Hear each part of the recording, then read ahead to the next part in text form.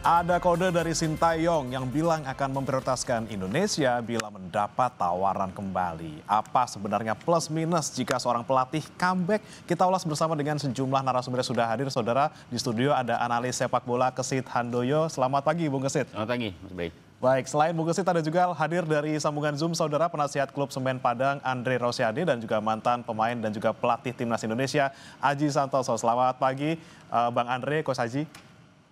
Selamat pagi. Selamat pagi, Bung Kesit, Mas Aji semuanya. Andre. Baik, salam sehat semuanya. Yuk. Saya mau ke Bang Andre. Bang Andre, ini kan sepertinya situasinya sudah berbeda dari beberapa waktu lalu kita bicara soal STY gitu ya. Sudah ada lampu hijau, bahkan mungkin jalan tol nih ya dari STY biar bisa comeback ke Indonesia. Kalau Anda melihatnya seperti apa nih, Bang Andre? Semakin positifkah kita bisa narik STY kembali? Ya, kalau saya sih menganggap Coach Shin kembali ke Indonesia itu saya sudah merasakan dalam pertemuan 2 bulan yang lalu ya. Waktu saya berkunjung ke Seoul, saya ngobrol-ngobrol sama beliau, saya merasakan beliau cinta Indonesia, dan kalau beliau akan diajak kembali, insya Allah beliau mau. Itu saya sudah tahu sejak 2 bulan yang lalu. Permasalahannya, Mas, ya, ini supaya publik tahu, permasalahannya sampai sekarang rapat exco-nya aja belum ada gitu loh. Kita sibuk berdebat, berdiskusi, menganalisis, tapi sampai sekarang rapat exco PSSI itu belum ada. Sampai sekarang PSSI belum mengagendakan rapat exco, baik untuk evaluasi kegagalan timnas maupun rapat terhadap rencana pemilihan pelatih baru. Nah, ini yang perlu ditanyakan ke PSSI. Ada apa PSSI mengulur-ngulur waktu untuk mengadakan rapat exco gitu loh, apalagi publik begitu antusias untuk membahas ini. Tapi sampai sekarang ada kesan kelompok di PSSI yang menunda, meskipun sebagian besar exco sudah meminta rapat dilaksanakan segera, tapi ada pihak yang menunda.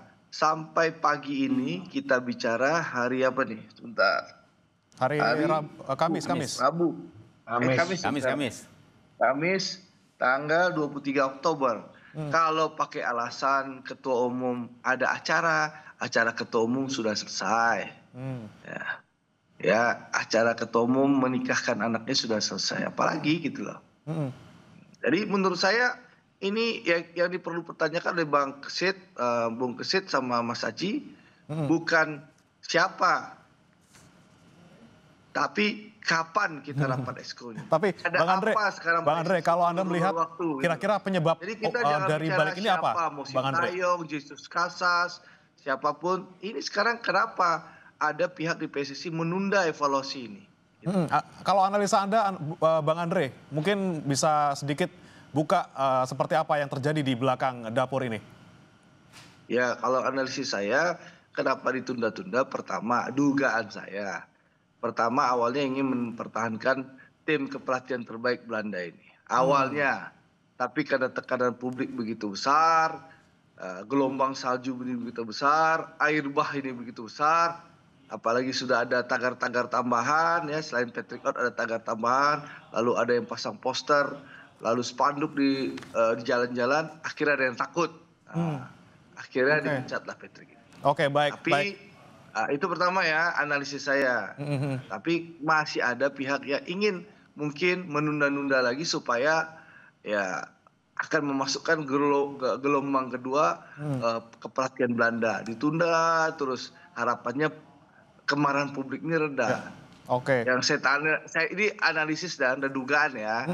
Nah, karena sebagian besar exco sudah meminta segera diadakan rapat. Tapi belum sampai hari ini kita bicara, sampai kemarin saya menanyakan, belum ada sama sekali rencana rapat exco. Sampai kemarin ya, saya belum tanya lagi pagi ini. Masih gelap ya ini soal rapat exco kapan. Cuman saya mau ke Coach Aji. Jadi kalau kita muter-muter analisis percuma, yang harus disuarakan oleh Kompas TV, kenapa Exco ini belum diagendakan rapatnya. Padahal Oke. sebagian besar Exco sudah meminta. Ada apa ya PSSI? Ya itu yang harus kita pertanyakan. Oke, nanti kita bahas lagi nih Bang Andre soal ini. Tapi saya mau Ya. ke Coach Aji dulu. Coach Aji, kalau Anda melihat kode yang diberikan oleh STY ini sepertinya sudah sangat positif gitu ya. Tinggal kemudian menunggu dari PSSI untuk bisa bersungguh-sungguh. Anda melihatnya peluangnya seperti apa nih? Kita bisa tarik kembali STY. Iya, kalau saya tadi melihat wawancara dari STY mengatakan bahwa STY akan siap kalau mendapatkan tawaran dari Indonesia kembali. Tentunya ini saya tidak tahu STY ini sadar atau tidak, itu memang secara halus sepertinya pressure kepada eh, pengurus PSSI, di mana banyak masyarakat atau netizen yang menginginkan STY kembali, tetapi juga tidak semua. Ya, ada yang kepingin SD kembali, ada yang tidak harus mencari pelatih yang lain. Tapi kembali lagi bahwa itu akhirnya keputusan memang berada di kepengurusan PSSI mengambil STY atau pelatih yang lain. Tapi menurut saya dengan komentar STY yang seperti itu menurut saya akan menimbulkan sesuatu yang tidak kurang simpatik kepada manajemen PSSI, karena itu merupakan salah satu sedikit pressure secara halus gitu. Jadi itu akan menjadi pertimbangan juga. Ya. Menurut saya sih analisa saya seperti itu, karena memang banyak tekanan terhadap PSSI untuk mendatangkan STY, tetapi kan tentunya PSSI punya pertimbangan kenapa STY dulu sempat diberhentikan, ada banyak masalah di tim, kayak yang saya dengar ya. Ada banyak masalah, pemain-pemain juga melakukan rapat sendiri, meeting sendiri tanpa sepengetahuan STY, tentunya pasti kan ada masalah di tim ini. Kan begitu. Oke. Yang SBY ini satu pukulan yang telak buat seorang pelatih, bahwa ada pemain yang meeting tanpa sepengetahuan pelatih itu berat sekali gitu. Jadi menurut saya dengan komentar STY seperti itu tentunya akan menjadi pertimbangan. Justru menurut saya pengurus PSSI tidak terlalu simpati dengan situasi yang seperti itu. Seharusnya mungkin dia harus menyampaikan, ya saya tidak berkomentar dulu karena ini menjadi wewenang manajemen PSSI, itu justru akan menjadi sesuatu hal yang simpatik. Tapi dengan komentarnya STY seperti itu akan menjadi pertimbangan lagi untuk bisa mendatangkan STY. Menurut saya seperti itu. Oke. Kalau Bung Kesit sendiri punya pandangannya sama nggak nih Bung? Kalau soal STY balik ke kita lagi, tadi mungkin ada beberapa halangan gitu ya soal komunikasi dengan pemain yang kemudian kurang baik, dan kemudian ada tadi proses di PSSI yang juga belum mulai gitu rapat eskonya. Seperti apa Bung Kesit? Iya, sebenarnya kalau kita bicara soal mantan pelatih kembali lagi begitu ya setelah dipecat gitu atau setelah mengundurkan diri, ini bukan sesuatu yang baru sih ya dalam sepak bola. Banyak negara yang melakukan itu begitu. Ya kita lihat ya seperti Saudi Arabia, lawan kita yang kemarin sukses mengalahkan Indonesia, misalnya sebelumnya pernah ditangani oleh Reinhard Harvard, kemudian dipecat ya, diganti oleh Roberto Mancini, tapi kemudian Reinhard datang lagi begitu ya. Kemudian kalau kita ke Brasil misalnya, dulu ada Carlos Alberto Pereira pernah tahun 94, kemudian lama tidak melatih lagi ya, setelah itu tahun 2006 dia lagi begitu, 2003 sampai 2006 dia lagi. Artinya bukan sesuatu yang baru. Indonesia juga pernah melakukan itu kok. Alfred Riedel ya, almarhum itu pernah. Kemudian Ivan Kolev juga pernah menangani timnas, kemudian selesai kembali menangani. Jadi bukan sesuatu yang prinsip lah artinya. Cuma memang masalahnya kembali lagi kepada PSSI. Kalau persoalan STY, saya melihat masalahnya sebenarnya tidak terletak pada STY ya, tapi pada PSSI. Ketika mereka melakukan pemutusan kerjasama ya, saya katakan seperti itulah, di tengah jalan, ketika STY sedang bagus-bagusnya, ketika publik sedang cinta sama dia, kemudian PSSI menurut saya melakukan kesalahan yang fatal dengan meng-cut tiba-tiba STY, itu memang merupakan sebuah musibah begitu ya. Harapannya kan ketika pelatih baru itu datang, kemudian bisa mengubah gitu ya situasi tim dan harapannya menjadi lolos gitu ya. Tapi kan ternyata tidak terjadi. Ya yang terjadi adalah sebaliknya. Pelatih yang baru ternyata tidak mampu untuk bisa mengangkat performa Indonesia untuk bisa lolos ke Piala Dunia 2026. Jadi ya saya pikir kalau kemudian STY ingin kembali lagi ya boleh-boleh aja begitu. Cuma masalahnya apakah PSSI dengan situasi-situasi sebelumnya ketika konflik terjadi dengan STY kemudian legowo nih mau narik dia lagi begitu kan. Kalau saya sih menurut saya sudah lebih baik fokus aja ke pelatih baru ya. Kemudian legasi yang sudah ditinggalkan oleh STY biarkan itu menjadi sesuatu yang sangat bagus, yang sangat manis lah buat STY, sehingga masyarakat juga bisa melihat begitu seperti apa kinerja pelatih baru kalau kemudian nanti PSSI misalnya melakukan perombakan dengan mengganti pelatih. Tapi nggak gambling lagi tuh, Bung Kesit, kalau misalnya kita ngambil pelatih baru, ternyata nanti ujung-ujungnya kayak Kluivert lagi gitu, ternyata Itu blunder risiko. gitu. Ini kan sebuah pilihan ya. Termasuk misalnya menarik lagi STY. Apakah jaminan misalnya Indonesia di Piala Asia lah katakanlah yang paling bergensi di tahun 2027 nanti bisa mengulang sukses seperti Piala Asia sebelumnya, misalnya seperti itu, begitu ya. Atau justru gagal misalnya. Ini kan masih gambling semuanya, siapapun pelatihnya, termasuk STY kalau dia kembali lagi, itu semuanya masih gambling gitu. Karena pokok persoalannya saya pikir ada di PSSI. Bagaimana PSSI kemudian mengelola manajemen ya tim nasional ini secara baik gitu. Tidak kemudian asal melepas target begitu loh. Targetnya harus jelas, harus terukur. Jangan target untuk misalnya 2030 ya. Tiba-tiba karena ngelihat ini potensi timnya kayaknya memungkinkan. Padahal belum 100% yakin, kemudian masyarakat dicekoki dengan target-target yang muluk-muluk yang akhirnya ketika tidak tercapai, ya seperti sekarang yang kita lihat masyarakat sangat kecewa, apalagi kemudian pelatih yang baru yang membuat gagal Indonesia begitu. Oke, jadi double ya gitu ya kecewanya ya gitu. Oke, Bang Andre punya pandangan yang sama nggak? Kira-kira ya udahlah kalau misalnya STY ini tadi ada beberapa mungkin halangan yang kita bisa lihat gitu ya. Kita pelatih baru aja walaupun ada resiko juga. Kita gambling di sana, pelatih baru. Ini di luar dari rapat ESCO yang belum mulai nih, Baik. Bang Andre.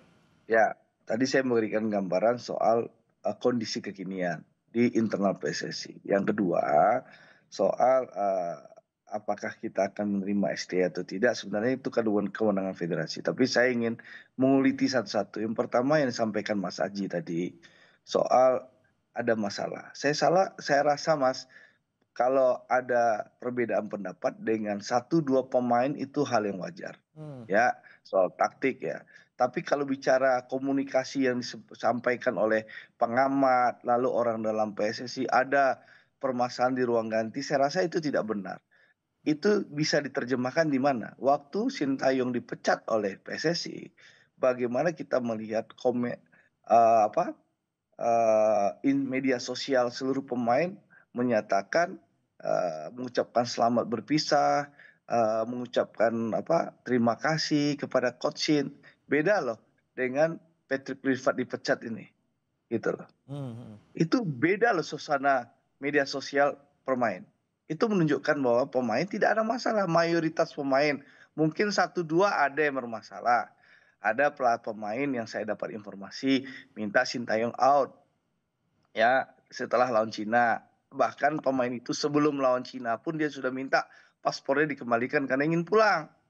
Nah, pernyataan saya ini kan nggak pernah dibantah oleh PSSI maupun manajer timnas, gitu loh. Oke. Jadi soal masalah komunikasi jadi, hanya komunikasi bermasalah, tapi bukan dengan mayoritas pemain. Jadi saya rasa kalau Coach Shin pun dikembalikan nanti, ya Coach Shin tidak akan bermasalah dengan pemain. Komunikasi nggak ada masalah. Satu. Yang kedua, ini perlu dipahami publik ya. Dengan Pak Erik menjadi Menpora, merangkap menjadi Ketua Umum PSSI, otomatis PSSI tidak lagi bisa menikmati uang APBN seperti sebelum-sebelumnya, tahun sebelumnya Mas Haji, Bung Kesit. Otomatis sumber pendapatan dari APBN menghilang karena ada rangkap jabatan antara Ketua Umum PSSI dengan Menpora. Nah, ini kan tidak boleh. Akibatnya mulai anggaran tahun ini, yang tahun 2026, PSSI tidak akan mendapatkan APBN. Nah, kalau itu terjadi kan kita harus melaksanakan efisiensi. Salah satu melaksanakan efisiensi itu apa? Dengan mengambil Sintayong lagi. Karena kita kan bayar kompensasi Sintayong. Nah, kompensasi ini kan kita bisa konversi untuk membayar gaji Sintayong untuk sampai Piala Asia 2027. Tapi sekali lagi, saya sih tidak fanatik harus Sintayong ya. Tapi saya fanatiknya siapapun yang dipilih oleh PSSI harus dipilih berdasarkan rasionalitas, objektivitas, rekam jejak yang panjang, bukan terburu-buru lagi. Dan kalau mau Belanda, ya kalau memang Pak Erik cinta mati dan bucin terhadap Belanda, ya ada Giovanni van Bronckhorst itu loh. Ya, gitu loh. Yang punya darah Indonesia, asisten pelatih di Liverpool sekarang, Oke. pernah bawa juara Rangers di Liga Skotlandia. Carilah rekam jejak yang benar. Ya. Nah, Oke, gitu oke. loh. Oke. Bukan Patrick Kluivert yang di Curacao saja. Nah, gitu Oke. loh. Baik, baik, baik. Jadi intinya ada Ya plus kalau minusnya juga, memang tapi plusnya juga cinta banyak nih untuk mati STY ya. Belanda, kalau Belanda harga mati gitu loh. Ya. Kalau Pak Erik mau punya persepsi Belanda Oke. adalah segala-galanya. Kita harus pilih Oke. Belanda. Ya pilih Baik, Belanda yang bagus gitu loh. baik, baik. Jangan pilih Belanda odong-odong gitu. Baik, Coach Aji, gimana pandangannya Coach Aji kalau Anda melihat ini kan STY kalau misalnya ditunjuk ada beberapa plusnya gitu ya, kita bisa sekalian nyicil gajinya dengan kompensasi kemarin, terus juga paling tidak sudah ngerti lapangannya lah kalau di timnas Indonesia. Tapi lagi-lagi masalah komunikasi di sana masih ada gitu, kita bahas. Kemudian yang untuk sebelumnya ketika dia dipecat dari Ulsan SC juga ini masalahnya karena komunikasi gitu, Coach Aji. Seperti apa?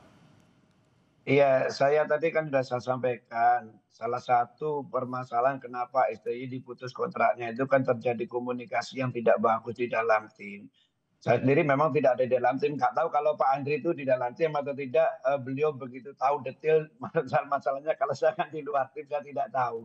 Tetapi yang jelas menurut saya sangat yakin bahwa pemilihan pelatih nanti yang dilakukan oleh manajemen PSSI, Federasi PSSI itu jangan karena tekanan masyarakat gitu loh. Jangan tekanan karena masyarakat terpaksa mengambil Sintayong. Siapapun pelatihnya tidak ada masalah seperti yang disampaikan Pak Andri tadi. Yang terpenting adalah bagaimana federasi bisa memilih pelatih yang berkualitas, kurikulum vitae-nya bagus, terus karakter bermainnya seperti apa. Tentunya itu pasti akan menjadi pertimbangan. Jadi menurut saya, dan saya sangat yakin eh, federasi mengambil bukan karena tekanan, tentunya karena pertimbangan-pertimbangan yang matang, tentunya juga pengurus PSSI berkoordinasi dengan direktur teknik, kan ada direktur teknik itu kan di PSSI, tentunya itu nanti mengambil keputusan-keputusan yang benar-benar terukur, bisa tepat. Memang tidak ada satupun jaminan apakah Sintayong atau pelatih baru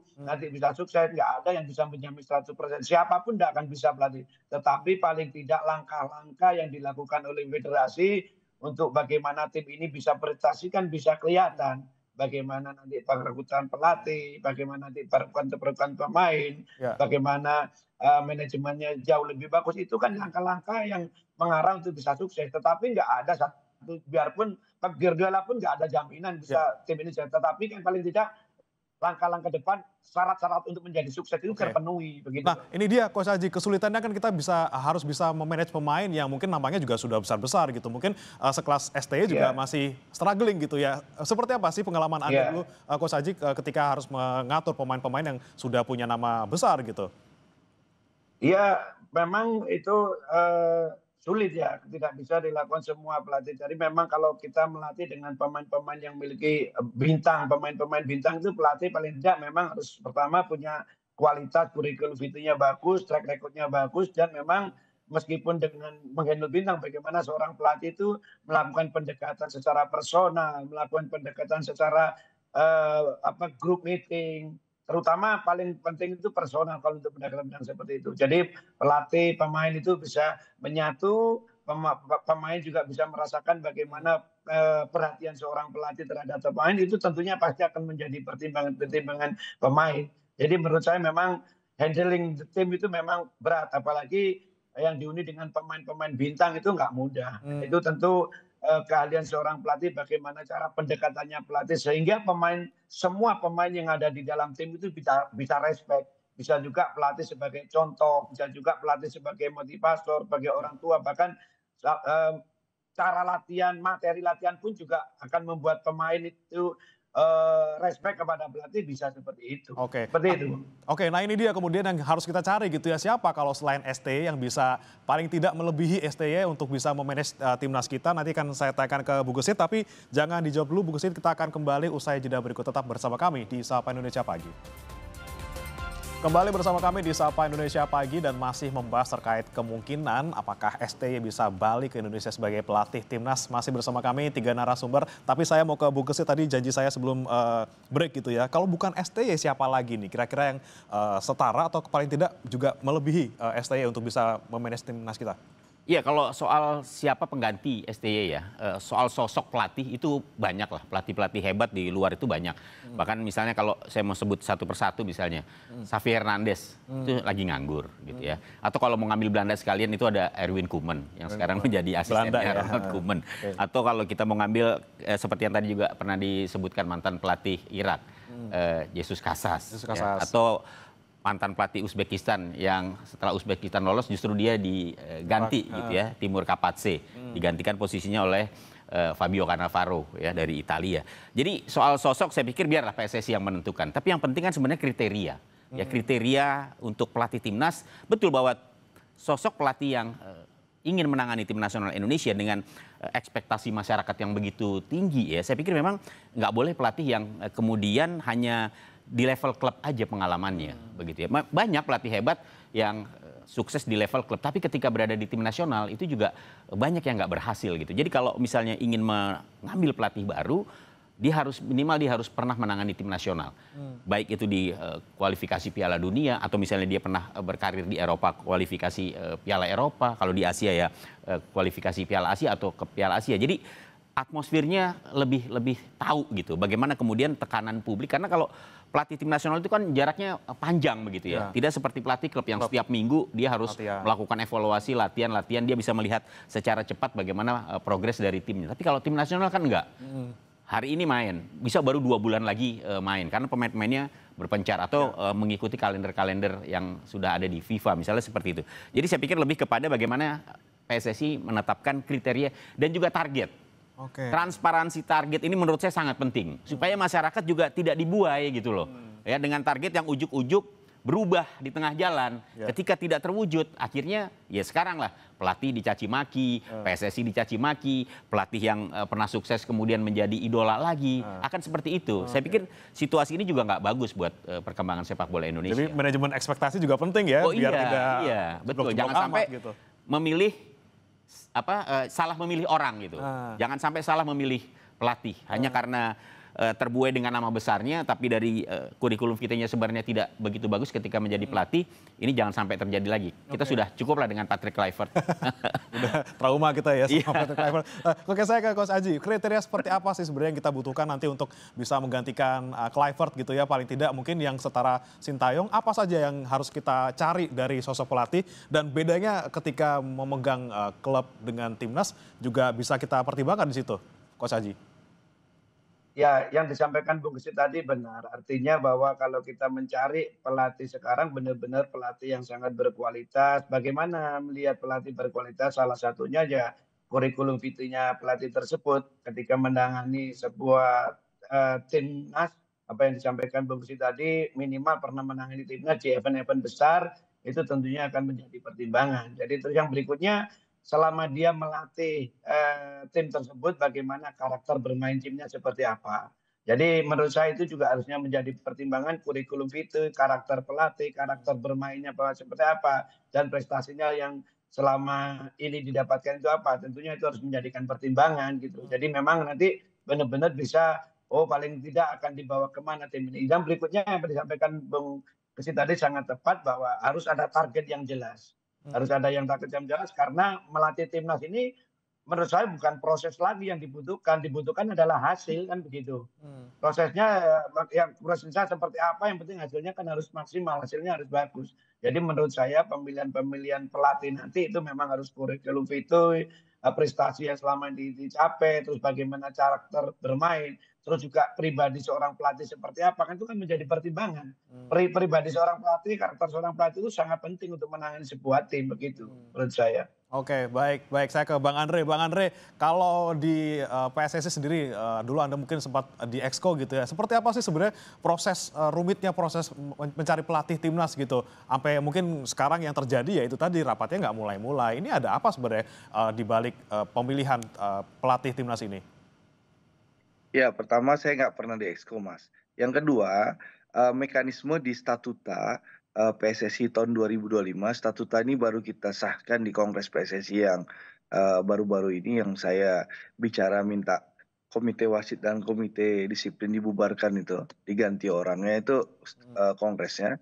Dan itu di statuta itu itu ada pasal 43 ayat 1 huruf L yang menyatakan bahwa pemilihan pelatih timnas itu melalui Exco dengan mempertimbangkan pendapat direktur teknik atau komite teknis dan pengembangan PSSI. Nah, jadi itulah mekanisme statuta PSSI, ya ini pasal 43 ayat 1 huruf L. Inilah mekanisme baru yang harus ditetapkan oleh PSSI kalau ingin mengambil keputusan memilih pelatih baru. Nah, itu mekanismenya. Kalau berdasarkan statuta tahun 2025.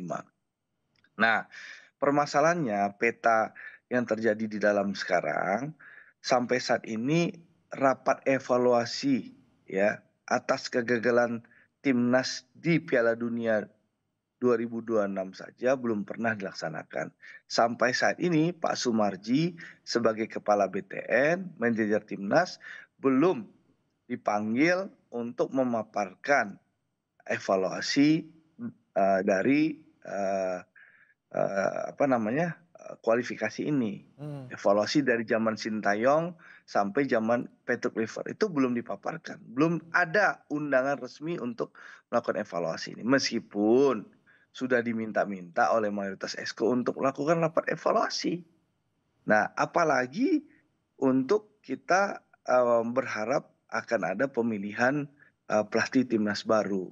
Nah, saya nggak tahu ya apa penyebabnya. Ini FIFA Matchday kan tanggal 10 November. Kemungkinan kalau ini terjadi, feeling saya PSSI akan menunjuk caretaker untuk menghadapi FIFA Matchday.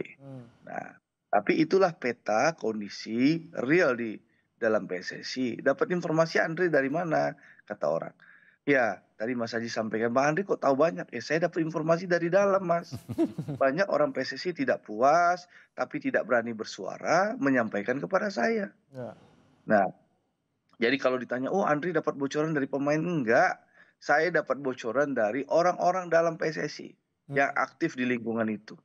Petinggi-petinggi PSSI, elit-elit PSSI yang membocorkan kepada saya. Oke, tapi Bang Andre kalau misalnya kita bicara idealnya gitu, ketika misalnya oke hari ini kita sudah rapat Exco, kira-kira berapa lama sih kita butuh untuk bisa dapat nama pelatih baru? Idealnya pertama tentu setelah kegagalan ini sebenarnya PSSI harus melaksanakan rapat Exco untuk evaluasi. Apa penyebabnya kegagalan kita? Nah, hasil evaluasi ini yang menjadi dasar untuk kita mengambil keputusan apakah memilih pelatih A, B, C gitu loh. Sesuai dengan yang disampaikan Mas Haji dan Bung Kesit, rekam jejak, CV. Nah, itu yang harus kita lakukan. Contoh lah, saya sekarang mengelola Semen Padang. Saya melihat kekalahan berulang kali. Apa yang saya lakukan? Saya baru pulang dari Jepang, saya kumpulkan manajemen, kita lakukan evaluasi segera. Apa? Termasuk kita berkoordinasi dengan pelatih. Apa hasil analisis pelatih baru melihat kondisi pemain seperti ini. Itu kita lakukan evaluasinya untuk agar terjadi perbaikan.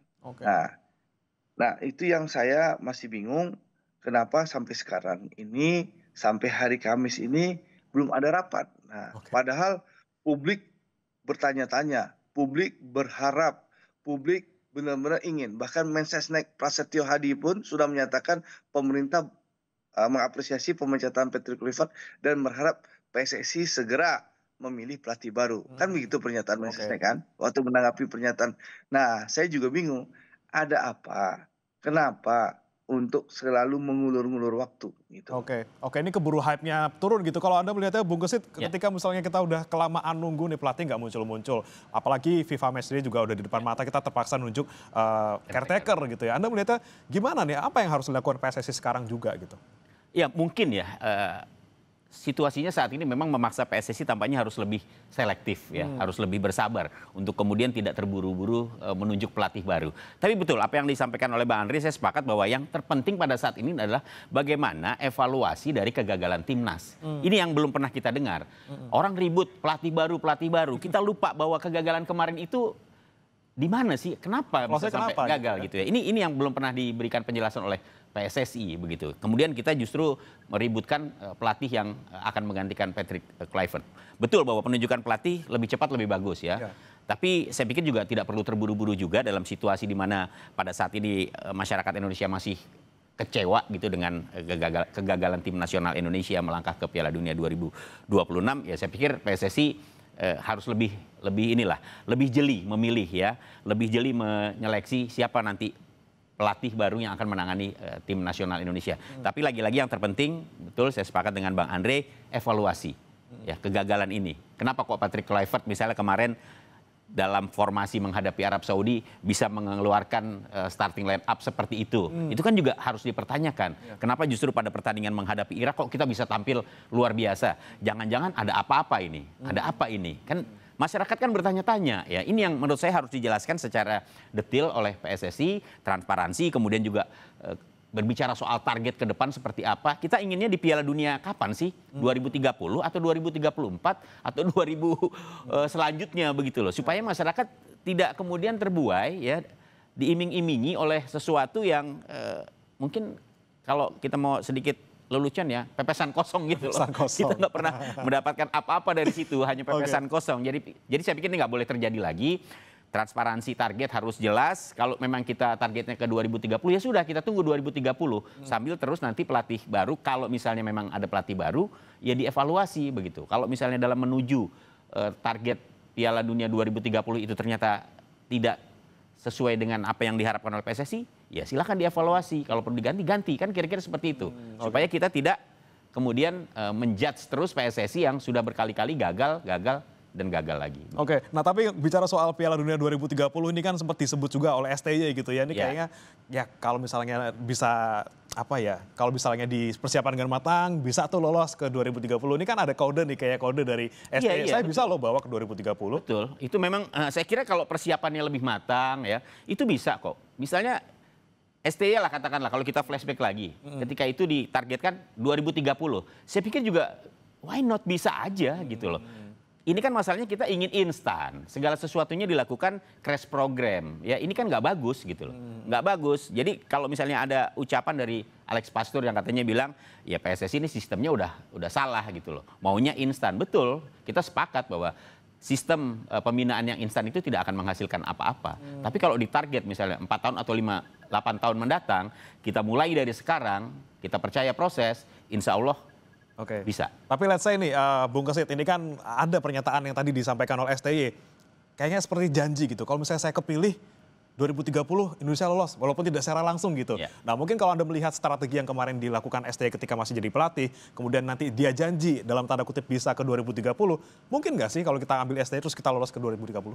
Iya mungkin dan tidak mungkin gitu ya. Oke, dalam sepak bola, dalam sepak bola apa yang nggak mungkin? Tapi kan juga bisa tidak mungkin, kan begitu ya. Jadi lagi-lagi bahwa proses itu harus dilakukan secara bertahap lah ya.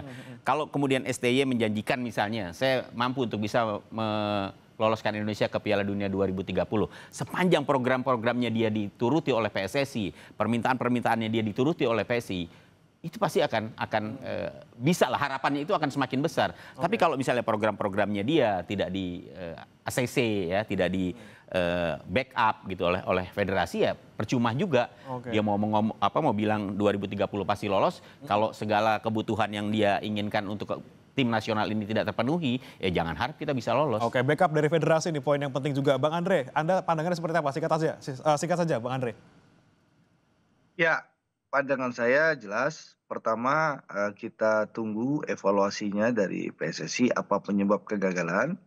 Nah, evaluasi inilah menjadi bahan PSSI untuk memilih siapapun pelatih timnas yang bisa membawa timnas di Piala Asia 2027 maupun Piala Dunia 2030.